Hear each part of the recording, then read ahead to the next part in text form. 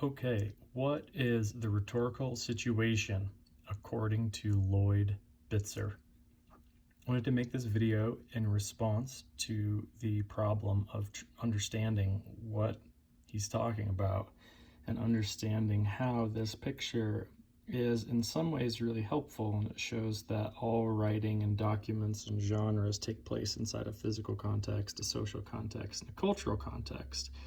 This picture kind of isn't helpful in identifying exactly what Bitzer is saying and why his rhetorical situation model is so powerful insofar as, let's dive into this. I just want to give you kind of a sense of how I would read this.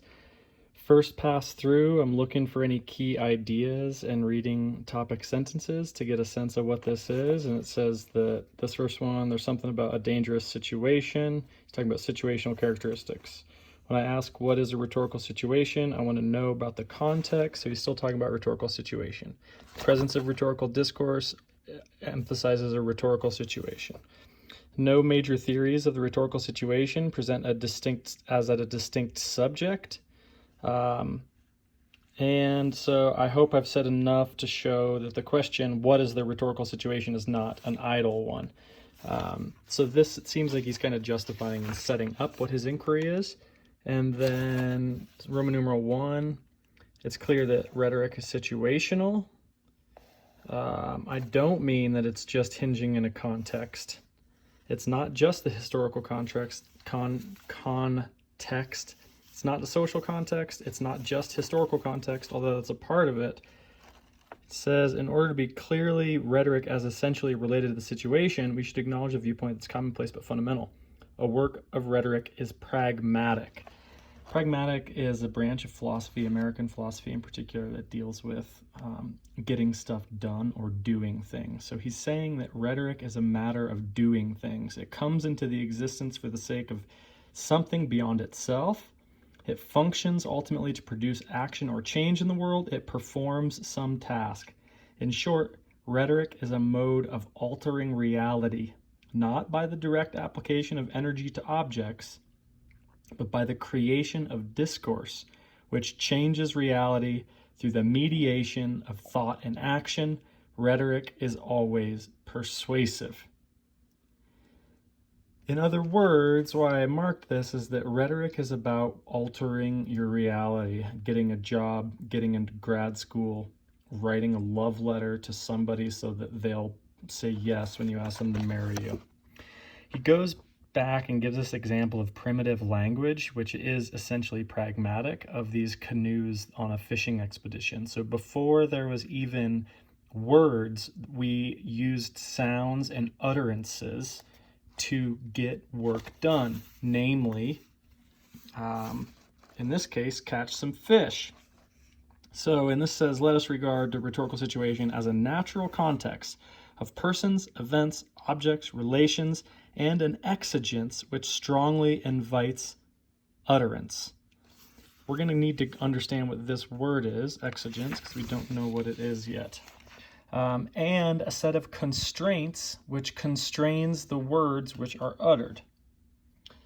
Example, the speeches in the United States Senate Rotunda 3 days after the assassination of President of the United States were required by the situation. He says that a situation gives rise to rhetoric in the same way a response comes to a question or a solution is in response to a problem.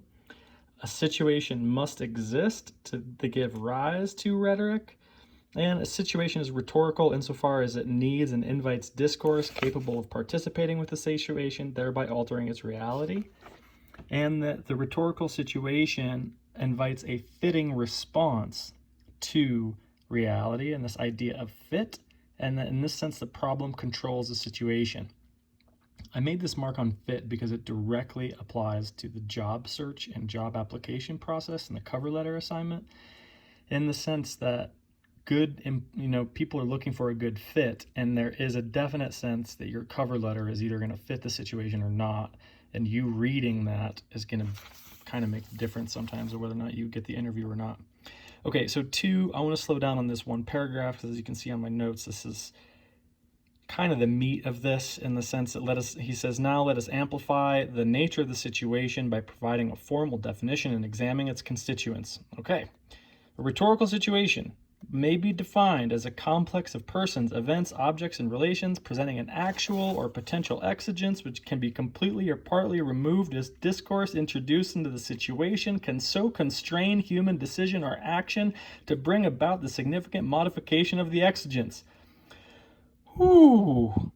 Prior to the creation and presentation of discourse, there are three constituents of any situation. First is exigence, audience, and constraints. Notice he goes into exigence, then exigence still, 2 audience, 3 constraints. So we're going to go back and see the exigence is an imperfection marked by urgency, a defect, an obstacle, a thing other than it should be. An exigence is rhetorical when it's capable of positive modification, when positive modification requires discourse or can be assisted by discourse, i.e., an exigence is a problem that if you communicate effectively, the problem will go away. Second piece of this is the audience. The audience is a mediator of change, even in those cases when a person engages himself or ideal mind as an audience. This is funny because I was wondering about this. So if I pep talk myself into getting myself motivated, I'm the problem and I'm the audience. And hopefully if my pep talk works, there will be a valuable change in reality and I'll get my work done. The rhetorical audience as people who are capable of being influenced and being mediators of change. And lastly, a set of constraints as the idea of persons, events, objects, and relations, which are part of the situation because they have the power to constrain decision and action needed to modify the exigence. So this is anything that controls my ability to persuade the audience to act. Standard sources of constraint includes beliefs, attitudes, documents, facts, traditions, images, interests, motives, and the like. And when the speaker or writer enters a situation, his discourse not only harnesses constraints given by the situation, but provides additional constraints. For example, his personal character, his logical proofs, and his style. There are 2 main classes of constraints: those that originated or managed by the writer and his method, like how he is or she is speaking, and those like, this is the artistic proofs, this is ethos, pathos, logos, and other constraints in the situation, which the writer can't control. I don't know what he means by proper and improper here, which is why I have the squiggly underline, so I can't help you. Okay, in review, a rhetorical situation is there is a problem that is urgent, that invites or requires some discussion or communication to solve that problem, fix that exigence, solve the problem. Who can solve it? A particular audience that's capable of being a mediator of change, that can change the conditions of the problem or remove the problem, but those people have certain constraints that are persons, objects, or relations, beliefs, attitudes that might limit their ability to actually make the change in reality that's needed.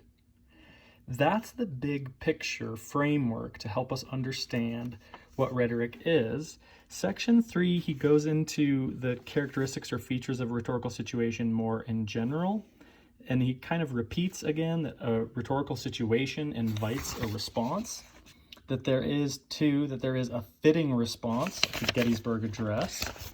3, this one's interesting, it makes sense that the situation must somehow prescribe the response to which it fits, i.e. the situation kind of dictates the response that works. And then you can think about a job posting that tells you exactly what they're looking for. 4, that situations are real, objective. They're not just made up, they're not fantasy. And sophistic is related to this word sophistry. Sophistry in ancient Greek times was kind of the ability to try to just use speech to be right instead of caring about the truth. So propaganda is a certain kind of sophistry. If I'm just speaking to appear right or to gain power and I don't actually care about the truth, that's sophistry. Socrates hated the sophists. In fact, the sophists were the ones that executed Socrates, or at least gave him the choice to be executed, and he took it instead of being exiled. Okay, 5, rhetorical situations can be simple or complex, more or less organized, structured versus unstructured, and that situations can be weakened in structure or complexity due to disconnectedness. A cause includes a single situation may involve numerous problems. Problems in the same situation may be incompatible, which seems like happening today. CSU and COVID situation. 2 or more simultaneous rhetorical situations may operate for our attention. It's complex. And finally, rhetorical situations come into existence and mature and decay, so they change over time. There's this idea that the timing of our response might matter, and in fact, this says kairos, not cairds. Kairos is the Greek god of timing, or it's a sense of timing in any response. And some situations, on the other hand, so they persist. Okay, good. We're at the end. Summary, he says, in the best of all possible worlds, there would be communication perhaps, but no rhetoric, since exigencies would not arise, i.e. there'd be no problems to solve in a best possible world. In our world, however, rhetorical exigencies abound. The world really invites change conceived and affected by human agents who quite properly address a mediating audience. The practical justification of rhetoric is analogous to that of scientific inquiry. So he basically is justifying science wants to understand the world. Similarly, the world presents imperfections to be modified by means of discourse. Hence, the practical need for rhetorical investigation and discourse. As a discipline, scientific method is justified insofar as it provides principles, concepts, and blah, blah, blah. Similarly, rhetoric as a discipline is justified insofar as it provides the principles, concepts, and procedures by which we effect valuable changes in reality. And how we do that is by understanding the exigence. What is the problem the employer is trying to solve? The audience, who is the employer, and the constraints that govern the response of that. All right, I was trying to keep it under 10 minutes, almost did it. Hope that helped you understand the key ideas of Lloyd Bitzer's rhetorical situation and why this picture needs a picture of the problem if that's really gonna work, since that's really what this is a response to. Hope this helps, and I hope that we can see how powerful this model is as we go forward. All right, thanks for listening and watching.